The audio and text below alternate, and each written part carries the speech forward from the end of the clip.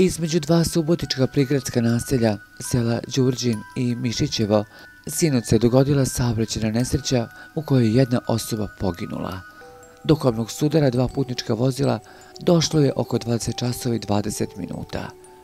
Vozač putničkog vozila marke Audi A4 izgubio je kontrolu upravljanja svojim vozilom, prešao na suprotnu stranu puta i udario putničko vozilo marke Mitsubishi subotičkih registarskih oznaka, kažu u policiji.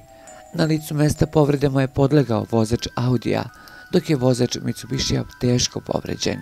Između dva subotička prigradska naselja, sela Đurđin i Mišićevo, sinoć se dogodila saobraćajna nesreća u kojoj je jedna osoba poginula.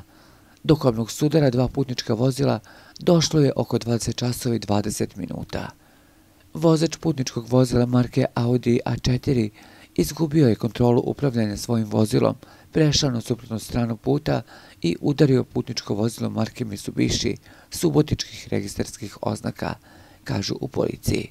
Na licu mesta povredama je podlegao vozač Audija, dok je vozač Mitsubishija teško povređen.